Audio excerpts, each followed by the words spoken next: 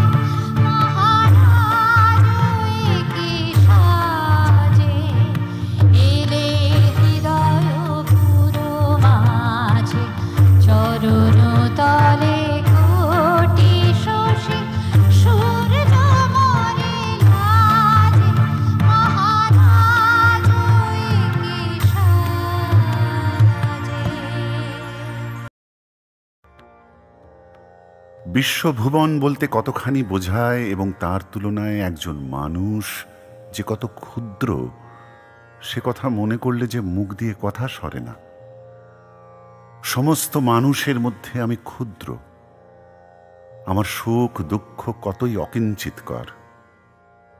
সৌরজগতের মধ্যে সেই মানুষ এক মুষ্টি বালুকার মতো যৎসামান্য, এবং সমস্ত নক্ষত্র লোকের মধ্যে এই সৌরজগতের স্থান এত ছোট যে অঙ্কের দ্বারা তার গণনা করা দুঃসাধ্য। আমি যাকে আজ আমি বলছি, এর আর কোনো দ্বিতীয় নেই। ঈশ্বরের অনন্ত বিশ্ব সৃষ্টির মধ্যে এ সৃষ্টি সম্পূর্ণ অপূর্ব। এ কেবলমাত্র আমি, একলা আমি, অনুপম অতুলনীয় আমি। হে আমার প্রভু, সেই যে একলা আমি, বিশেষ আমি, তার মধ্যে তোমার বিশেষ আনন্দ, বিশেষ আবির্ভাব আছে। এই আমিটিকে আর সকল হতে স্বতন্ত্র করে অনাদিকাল থেকে তুমি বহন করে আনছ। সূর্য চন্দ্র গ্রহ তারার মধ্যে দিয়ে একে হাত ধরে নিয়ে এসেছ, কিন্তু কারো সঙ্গে একে জড়িয়ে ফেলনি। কোন নিহারিকার জ্যোতির্ময় বাষ্প নির্ঝর থেকে অনুপরমাণুকে চালন করে কত পুষ্টি, কত পরিবর্তন, কত পরিণতির মধ্যে দিয়ে এই আমিকে আজ এই শরীরে ফুটিয়ে তুলেছ। তোমার সেই অনাদিকালের সঙ্গ আমার এই দেহটির মধ্যে সঞ্চিত হয়ে আছে।